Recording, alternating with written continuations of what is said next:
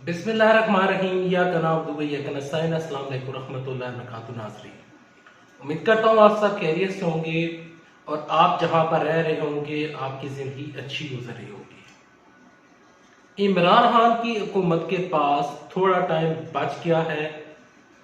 एक काम इमरान खान साहब को करना पड़ेगा। अगर ये काम नहीं करते तो इमरान खान साहब की हुकूमत ख़त्म हो सकती है। इमरान खान के बारे में उनके अपने ही बंदे ने मुखबरी कर दी है। ये तीन चीज़ें और इन तीन चीज़ों की तफसीलात, खबरें और ख़बरों की तफसीलात आपसे डिस्कस करने से पहले, आगे बढ़ने से पहले, अगर आप इस चैनल के ऊपर नए, ये वीडियो किसी भी एंगल से अच्छी लगी तो इस वीडियो को लाइक कर दीजिएगा, चैनल सब्सक्राइब कर दीजिएगा, साथ लगे नोटिफिकेशन बेल कमेंट दबा दीजिएगा ताकि जो आने वाली वीडियोस हैं आप उनको मिस न कर सकें। देखिए, इस टाइम जो सियासी महाज है वो काफी ज्यादा गर्म हो चुका है। सियासत में हलचल मच रही थी, अपोजिशन जमातें वो वेला मचा रही थी और तमाम तोपों का रुख और जो तमाम क्रिटिसिज्म का रुख और जो तनकीद की जद में जो पार्टी थी और जो पार्टीज थी वो सिर्फ और सिर्फ अपोजिशन जमातें थी। लेकिन अब इन तमाम चीजों का जो मरकज है वो इमरान खान साहब की हुकूमत बन चुकी है। देखिए, जो इमरान खान साहब की हुकूमत है उसमें से ही उनके ही पार्टी जो मेंबरान हैं, उनके जो बड़े बड़े वजीर हैं, उन्होंने ही पार्टी के खिलाफ बोलना शुरू कर दिया है। यहां पर इमरान खान साहब के ये जो वजीर हैं, जितने भी मशीर हैं, ये जो इख्तलाफात इनके बढ़ चुके हैं, ये इख्तलाफात किस तरफ जाएंगे और क्या आने वाले दिनों में होने जा रहा है वो जरा मुलाहिजा फरमाइएगा। यहां पर फवाद चौधरी जो हैं वजीर साइंस और टेक्नोलॉजी, उन्होंने बयान जारी किया। उस बयान को अगर हम देखें तो हमें एक चीज वाज़े तौर पर नजर आती है।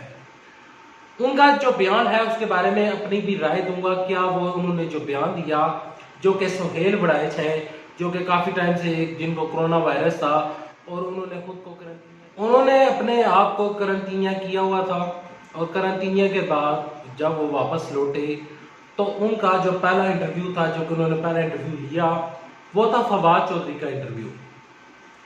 फवाद चौधरी ने वहां पर कुछ इंकशाफात किए, वो जरा सुनने लायक हैं, वो जरा मुलाहिजा कीजिएगा। फवाद चौधरी कहते हैं कि पाकिस्तान तहरीक इंसाफ में लोग वज़ीर-ए-आज़म बनने के ख्वाब देख रहे हैं, जिनमें असद उमर, शाह महमूद कुरैशी, जहांगीर खान तरीन वो सरे फहरिस्त है। यहां पर तहरीक इंसाफ के जितने भी लोग हैं वो सिर्फ और सिर्फ वज़ीर-ए-आज़म बनने के ख्वाब देख रहे हैं, ऐसा कहना है फवाद चौधरी का। फवाद चौधरी कहते हैं कि आपस में पार्टी में जो लोग हैं उनमें काफी ज्यादा इख्तिलाफात पाए जा रहे हैं। फैसल वाडा, जो कि इजलास की अंदरूनी कहानी है कि फैसल वाडा वो बहुत ज्यादा हाइपर हो चुके थे और वो बहुत ज्यादा लड़ने झगड़ने के लिए भी तैयार हो चुके थे। तो फैसल वाडा और जो दूसरे वफाकी वजीर हैं उनमें आपस में इख्तिलाफात पाए जा रहे हैं और फवाद चौधरी ने ये तमाम चीजें उठाकर मीडिया पर लाकर रख दी हैं। क्या फवाद चौधरी ने सही किया? क्या फवाद चौधरी को जो लोग क्रिटिसाइज कर रहे हैं वो ठीक कर रहे हैं या नहीं?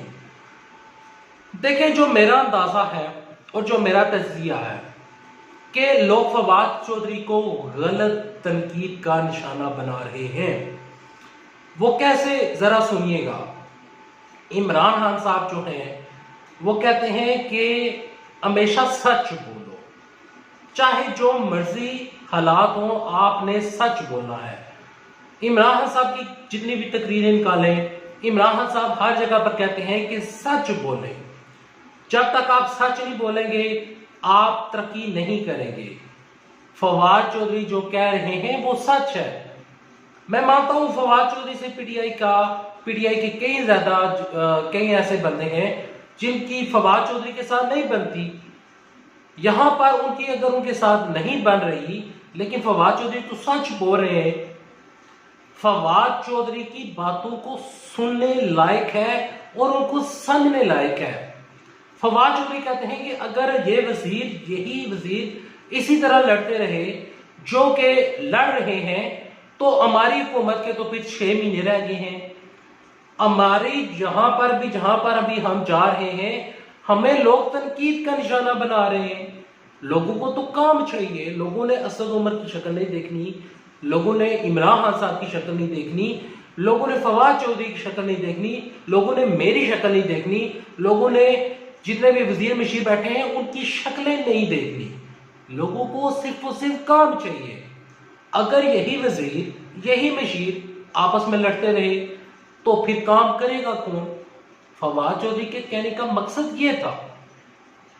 अब उसको सोशल मीडिया पर आधा क्लिप डालकर यह साबित कर दिया जाए कि फवाद चौधरी गलत कह रहे हैं, जबकि बाकी वजीर जो है वो दूध के धुले हुए हैं। यहां पर मैं आपको एक अनफॉर्चुनेट सिचुएशन समझाता हूं, एक बदकिस्मती के साथ एक चीज जो हमारे अंदर घुस चुकी है, और वो ये घुस चुकी है कि देखें, हर पार्टी में हर शख्स अपने आप को वज़ीर-ए-आज़म समझता है। जिस तरह मीडिया में कुछ लोग बैठे होते हैं, वो अपने आप को मीडिया का सबसे बड़ा चैंपियन समझते हैं।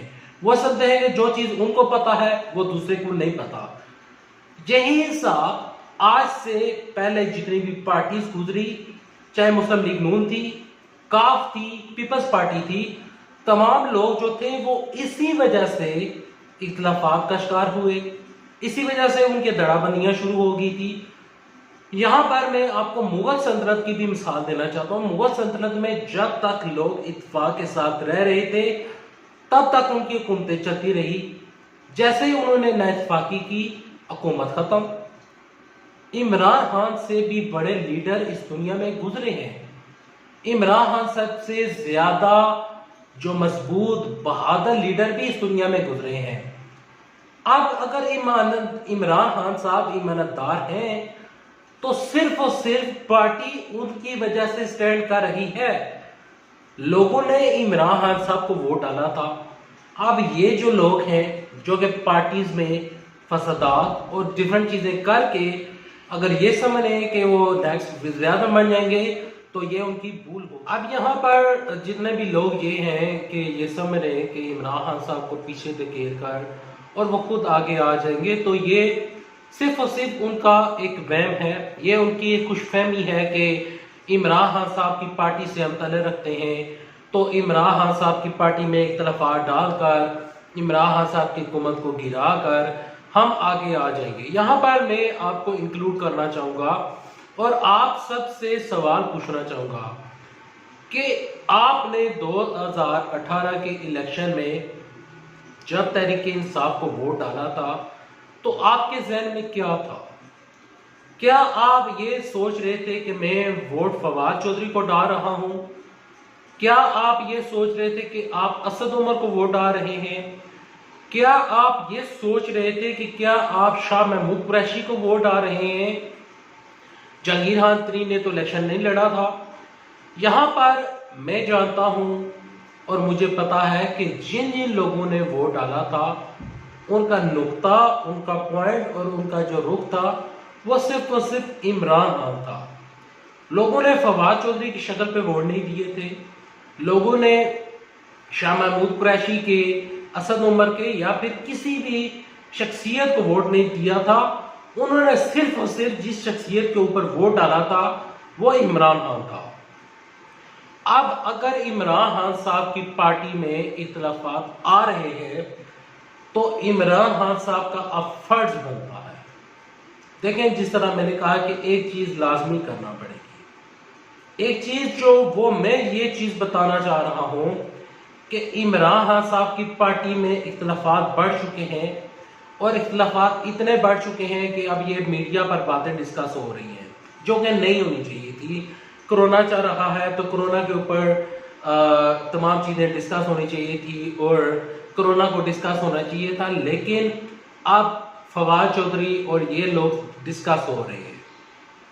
तो मैं ये समझता हूँ जो कि इमरान खान साहब को करना चाहिए कि अपने जितने भी पार्टी है, जितने भी लोग हैं, उनको बिठाकर एक जगह पर बिठाएं और उनको समझाएं और उनको कहें कि ये पार्टी मेरी है, इस पार्टी को बनाने वाला मैं था, इस पार्टी को चलाने वाला मैं था। मैंने 22-23 साल हुकूमत बनाने में जो मैंने स्ट्रगल्स की, आप मेरी तमाम मेहनत के ऊपर पानी मत फेरें। आपको जो जो मैंने ड्यूटीज दी हैं, जो जो मैंने आपको फ़राइज़ दिए हैं, आप वो अपने फ़राइज़ सर अंजाम दें। आप पाकिस्तान के लिए काम करें।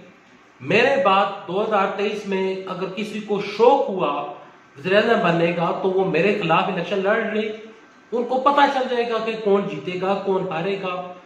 इमरान खान साहब का काम बनता है और उनको ये इस चीज़ का एहसास होना चाहिए। और मैं अपने वीडियो के ज़रिए उन तक ये पैगाम पहुँचाने की कोशिश कर रहा हूँ इमरान खान साहब तक, कि इमरान खान साहब को चाहिए कि इत्तेफाक के साथ, क्योंकि मुझे पता है इमरान खान साहब ईमानदार हैं, वो बददियानत शख्स नहीं है, वो करप्ट नहीं है, लेकिन उनको चाहिए कि जितने भी उनके वजीर मशीर जो कि उनके दाएं बाएं बैठे हैं उनको समझाएं कि ये वक्त मुल्क के लिए इकट्ठा होने का है, ना कि आपस में लड़ने का है।